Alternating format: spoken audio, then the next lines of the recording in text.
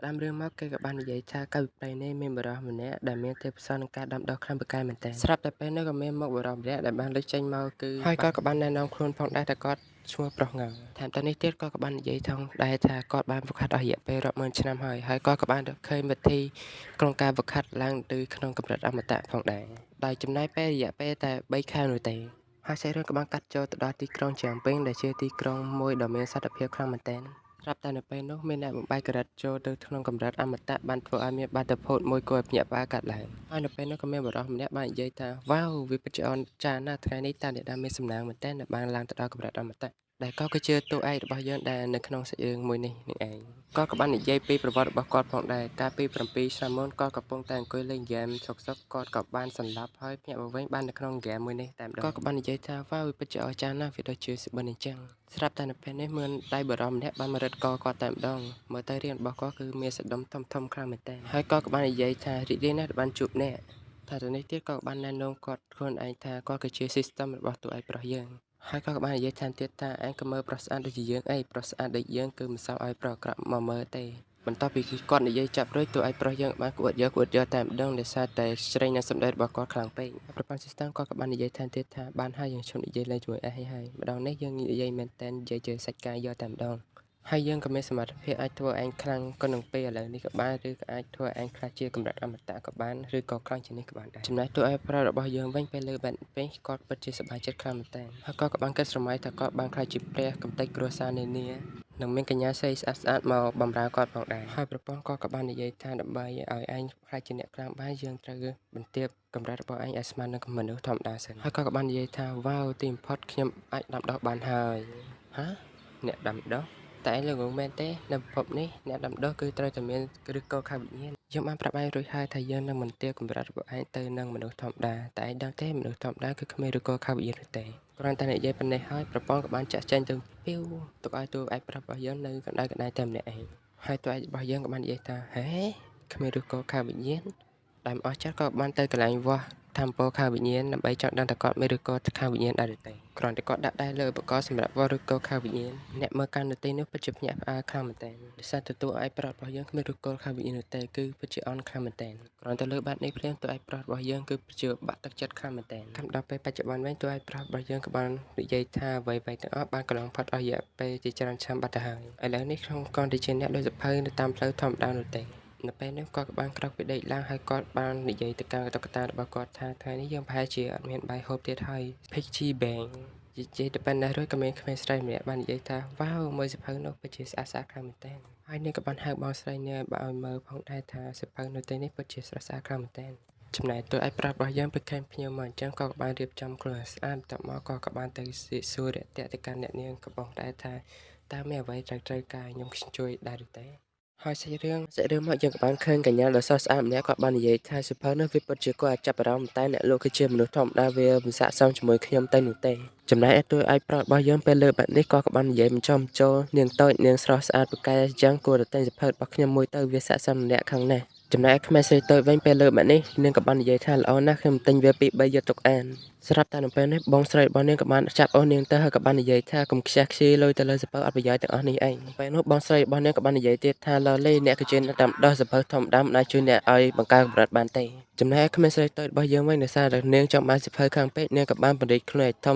មើលទៅសាច់ដុំធំខ្លាំងមែនទែនបងស្រីនាងពេលឃើញបែបនេះក៏សម្រេចចិត្តទិញសៀវភៅមួយក្បាលនាងទុកអានទៅហើយបងប្អូនស្រីទាំងពីរក៏បានដើរចេញទៅពេលនោះតួឯកប្រុសរបស់យើងក៏បានស្រែកប្រាប់ថាអេអ្នកទាំងពីរសៀវភៅនោះមានតម្លៃ10កាក់មាសមិនមែន1កាក់មាសទេពេលដែលបងប្អូនស្រីមកដល់កន្លែងសម្រាប់វិញបងប្អូនស្រីរបស់នាងក៏បានសួរទៅកាន់បងស្រីថាបងស្រីតើអ្នកចង់មើលសៀវភៅនេះទេសៀវភៅនេះពិតជាល្អខ្លាំងណាស់ដោយសារតែខ្លាចបងស្រីអន់ចិត្តនាងក៏បានយកសៀវភៅមួយក្បាលនោះមកបើកមើលបន្តិចផងដែរនៅពេលនោះមានពលិយ៉ាងខ្លាំងមិនចេះចាំមុខនាងហើយបានធ្វើឲ្យនាងបំបែកពីដំណាក់កាលទី1រហូតដល់ដំណាក់កាលទី6បានឆាប់រហ័សទាំងនេះទៀតសៀវភៅមួយក្បាលនេះបានកែលម្អនៅជីពចររបស់ខ្ញុំឲ្យដើរស្រួលជាងមុនផងដែរនៅពេលនោះបងស្រីរបស់នាងក៏បានរត់មកសួរថាតើបងស្រីមិនអីទេមកបងស្រីឡើងក្រហមបែបនេះពេលនេះកញ្ញាសាសក៏បានគិតថាតើអាចទេអ្នកលក់សភៅមួយនោះគឺជាមនុស្សអមតៈមិនអាចទេយើងត្រូវយករឿងមួយនេះទៅប្រាប់លោកពិបាកមុនសិនតែរឿងក៏បានកាន់មកដល់កន្លែងមួយទៀតគឺយើងក៏បានឃើញតាសាសបានប្រយុទ្ធគ្នាជាមួយនឹងបិសាចចចកមួយហើយក៏បាននិយាយថាយើងនឹងកាត់ក្បាលរបស់ឯងឲ្យបានដើម្បីយកត្បូងវិញ្ញាណរបស់ឯងយកទៅបង្កើនការវឹកហាត់របស់យើ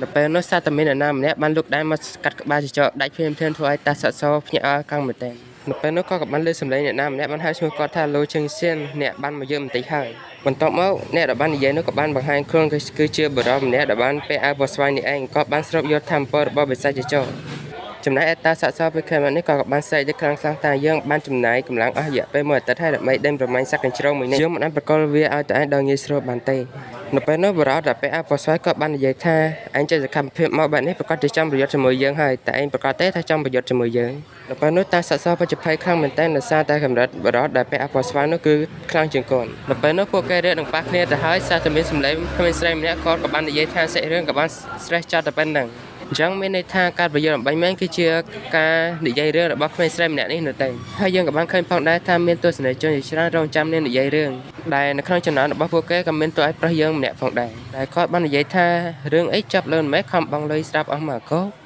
ហើយរឿងក៏បានកាន់មកដល់និកាយ Blue Mountain វិញយើងក៏បានឃើញសិស្សពីនេះកំពុងវត្តហាត់ហើយក៏បាននិយាយគ្នាថាយើងត្រូវខិតខំវឹកហាត់ដើម្បីកុំឲ្យលោកមេប៉ាគាត់អស់សង្ឃឹមសារតែលោកមេប៉ាគាត់បានបិទទ្វារវឹកហាត់ដើម្បីបង្កើនយុទ្ធសាស្ត្ររបស់គាត់ឲ្យកាន់តែខ្លាំងដើម្បីការពារបពាក់យើងឲ្យបានរឹងមាំយើងកាន់មើលលោកមេប៉ារបស់យើងវិញក៏កំពុងតែភ័យដោយសារតែគាត់មិនអាចបំបាយកម្រិតបានហើយនោះកញ្ញាសាក់សឹកដែលជាសកូនសិស្សរបស់គាត់ក៏បានសុំជួយគាត់ហើយគាត់ក៏បាននិយាយថាចូលមកពេលនោះកញ្ញាសាក់សោបានឲ្យសិភៅដែលគាត់បានទិញពីតួឯកប្រុសរបស់យើងឲ្យទៅឲ្យលោកគ្រូរបស់គាត់បន្ទាប់មកគ្រូនិងសិស្សរបស់គេក៏បានអង្គុយមើលមុខគ្នាមួយផ្លែតដោយសារតែគ្រូរបស់គាត់ឆ្ងល់ហើយគ្រូរបស់គាត់ក៏បាននិយាយថាសិភៅធម្មតាពេលនោះលោកគ្រូរបស់នាងក៏បានស្ដីឲ្យនាងយក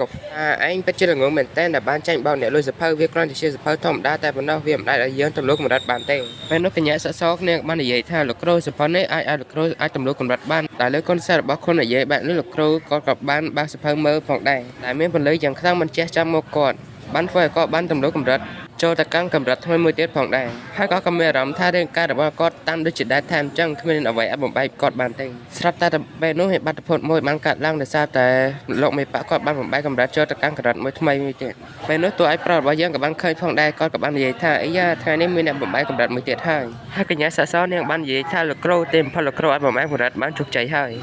យនៅពេលនោះលោកមេប៉ាគាត់បាននិយាយទៅកាន់កញ្ញាសាសថានាងបច្ចុប្បន្នជួយយ៉ាងច្រើនទៅដល់កាន់ប៉ារបស់យើងហើ